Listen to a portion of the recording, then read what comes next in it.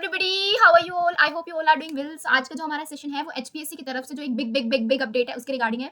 तो उसके बारे में बाद में बात करेंगे। पहले एक छोटी सी अपडेट है उसको मैं बता देती हूँ कि जो सब्जेक्ट नॉलेज टेस्ट होना है असिस्टेंट प्रोफेसर हिंदी सब्जेक्ट का जो 5 अक्टूबर को, तो उसके एडमिट कार्ड जो है वो आप डाउनलोड कर सकते हो। ओके, यहाँ से आप ऐसे इस पे लॉगिन करोगे तो आपके सामने एक इंटरफेस आएगा कि आप अपने मोबाइल नंबर यहाँ पे डाल दोगे, कैप्चा कोड डालोगे, सबमिट पे बटन के क्लिक करोगे, आपके पास एक ओटीपी आएगी। ओटीपी आप जैसे ही फिल करते हो तो यहाँ पे आपके जो है एडमिट कार्ड शो हो जाएगा। आप उसको डाउनलोड कर लेना A4 साइज शीट पे। क्लियरली सारी चीजें विजिबल होनी चाहिए। सबसे पहले जो आपका फोटोग्राफ है और जो आपके सिग्नेचर है वो अच्छे से विजिबल होनी चाहिए। अगर वो अच्छे से क्लियरली नहीं होंगे, मिसप्रिंट होंगे, तो आपको जो एंट्रेंस एग्जामिनेशन सेंटर पे एंट्रेंस ही नहीं दिया जाएगा। ओके, सो ये तो थी एक छोटी सी अपडेट। इसके बाद आ जाते हैं हमारी जो सबसे इंपॉर्टेंट अपडेट है उसके ऊपर। तो एचपीएससी ने, अगर आप यहाँ पे वर्ड्स न्यू वाले सेक्शन पे देखते हो, फाइनल रिजल्ट यानी कि जो फाइनल रिजल्ट था कि अब किसका सिलेक्शन होने वाला है, तो वो इन्होंने दे दिया है असिस्टेंट प्रोफेसर जूलॉजी सब्जेक्ट में। जैसे ही आप इस पे क्लिक करते हो तो आपके सामने कुछ ऐसी पीडीएफ ओपन होकर आती है। तो इसमें मेंशन है कि रिजल्ट, ओके, ये फाइनल रिजल्ट है, इसके बाद कुछ नहीं है। इसके बाद डायरेक्ट आपकी ज्वाइनिंग होगी। कुछ टाइम बाद ही कुछ नोटिस आ जाएगा आपके पास कि आपकी कहाँ पे ज्वाइनिंग है। तो big congratulation to all the students जो जिनका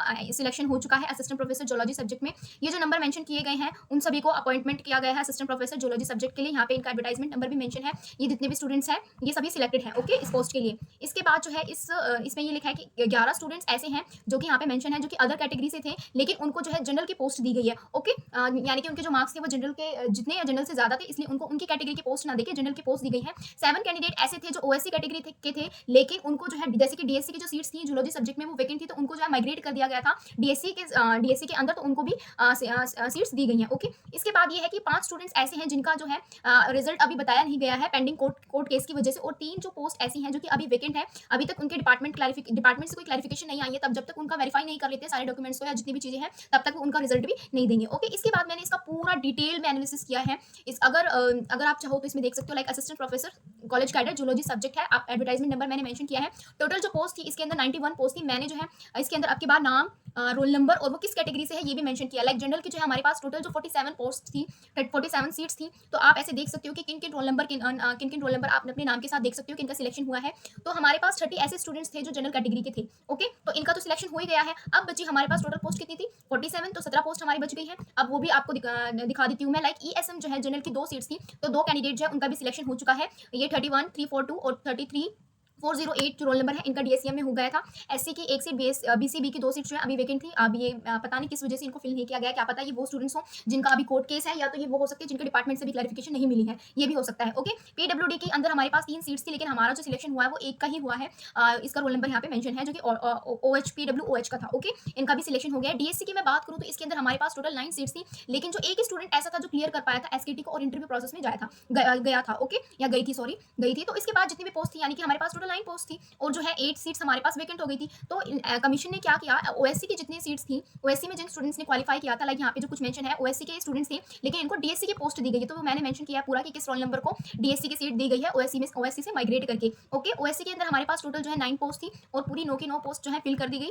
ओके, पूरी 9 पोस्ट फिल कर दी गई और इसके बाद जो कुछ स्टूडेंट्स थे उनको माइग्रेट कर दिया गया, उनको डीसी की सीट्स दी गई। 7 स्टूडेंट्स ऐसे थे ओएससी में से जो कि डीएससी की सीट उनको दी गई है, वो माइग्रेट करके गए हैं। बीसीए की बात करूँ तो हमारे पास जो है टोटल 10 सीट्स थी। ओके, और जो क्वालिफाई किए हैं वो 13, क्वालिफाई की बात करूँ तो 13 ऐसे स्टूडेंट्स हैं जिन्होंने क्वालिफाई किया है, और 3 स्टूडेंट्स ऐसे हैं, ये 3039, 301112 और 32872, ये जो स्टूडेंट्स हैं इनको जनरल की पोस्ट दी गई है, और 10 स्टूडेंट्स ऐसे हैं जिनका क्लियरली सिलेक्शन हो चुका है। ओके, इसके बाद बीसीबी की बात करूँ तो हमारे पास जो टोटल पोस्ट जो थी वो 7 ही पोस्ट थी। इसके बाद जो सिलेक्ट हुए हैं वो बीसीबी के अंदर 5 सिलेक्ट हुए हैं, और जिसमें से ये जो स्टूडेंट्स है 1 2 3 4 स्टूडेंट्स ऐसे हैं वो जनरल में माइग्रेट हो चुके हैं, यानी कि इनके जो मार्क्स हैं वो जनरल की पोस्ट के अकॉर्डिंग थे। ईडब्ल्यूएस की मैं बात करती हूँ तो जो ईडब्ल्यूएस की 9 पोस्ट थी, 7 ऐसे स्टूडेंट्स हैं जो फाइनली सिलेक्ट हुए ईडब्ल्यूएस के अंदर, और 4 स्टूडेंट ऐसे हैं वो जनरल के अंदर माइग्रेट हो गए हैं। ओके, इसके अलावा अगर आप इसमें अगर कोई भी डाउट है तो आप मुझसे कमेंट बॉक्स में पूछ सकते हैं। अगर मुझसे शायद नाम या रोल नंबर में अगर छोटी मोटी मिस्टेक हो गई हो तो प्लीज़ मुझे माफ़ कर देना। हो जाता है कभी कभी, हम भी इंसान हैं, हमसे भी गलतियाँ हो जाती है, लेकिन मैंने पूरी कोशिश की है कि इसके अंदर कोई एरर ना हो, कोई मिस्टेक ना हो, और उसको बनाने में बहुत मेहनत लगी है। तो प्लीज़ आप एक लाइक, कमेंट और शेयर जरूर करना।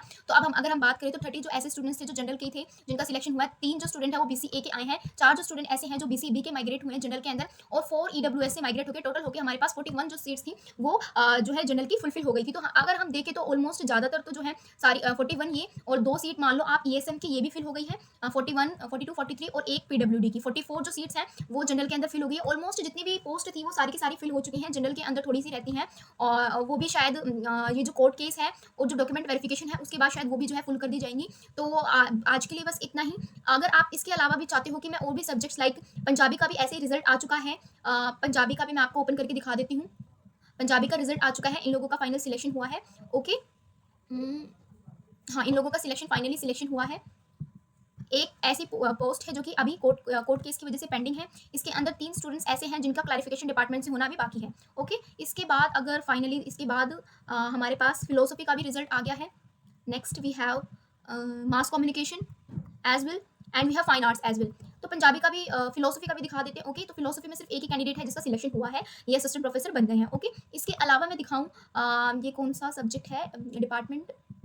Okay, let me see first mass communication. Okay, mass communication के अंदर 5 स्टूडेंट्स ऐसे हैं जिनका फाइनली सिलेक्शन हो चुका है। एक जो कैंडिडेट ऐसा था जिसके रोल नंबर यहाँ पे मेंशन है 2415, जो कि अदर कैटेगरी से है, लेकिन उसको जो है यूआर की सीट दी गई है। एक कैंडिडेट ऐसा है जिसका यहाँ पे रोल नंबर मेंशन है, उसको ओएससी की सीट, ओएससी में था लेकिन उसको डीएससी की सीट दी गई है, क्योंकि डीएससी की सीट वेकेंट हो गई होगी, इसलिए उनको माइग्रेट कर दिया होगा as per the rule of chief secretary of government of Haryana. इसके अलावा जो है हमारे पास फाइन आर्ट्स का भी रिजल्ट जो है फाइनली आ चुका है, जिसके अंदर 1 2 3 4 5 6 स्टूडेंट्स ऐसे हैं जिन्होंने क्वालिफाई किया, ये असिस्टेंट प्रोफेसर जो है फाइन आर्ट सब्जेक्ट के बन चुके हैं। इसके अलावा हाँ हाँ हाँ, बस दैट्स इट।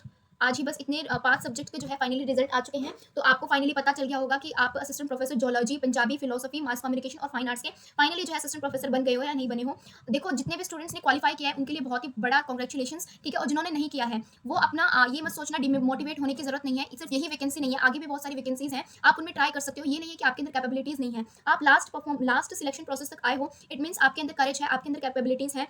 नो डाउट कि आपके अंदर पूरी कैपेबिलिटीज हैं, आप बहुत कुछ कर सकते हो अपनी लाइफ में। तो डिमोटिवेट होने की जरूरत नहीं है। यहाँ नहीं हुआ तो आपका कहीं ना कहीं और हो जाएगा। ओके, और जिनका सिलेक्शन हुआ है उनको मेरी तरफ से बड़ा कॉन्ग्रेचुलेशन है। ओके, आपको बधाइयाँ हो असिस्टेंट प्रोफेसर बनने के लिए। ऐसे ही अगर आप चाहते हो, जैसे मैंने जियोलॉजी का पूरा एनालिसिस करके दिखाया है, लाइक कितने माइग्रेट हुए हैं, कितने स्टूडेंट्स थे, कितनी पोस्ट मिली है, ऐसे ही अगर आप चाहते हो कि फिलोसफी, पंजाबी, फाइन आर्ट्स और मास कम्युनिकेशन का भी मैं बनाऊँ, तो आप मुझे कमेंट बॉक्स में मेंशन कर देना। मैं पूरा ट्राई करूंगी जल्दी से जल्दी वीडियोस को भी अपलोड करने की। सो आज के लिए बस इतना ही। Thanks for watching guys, bye bye, take care.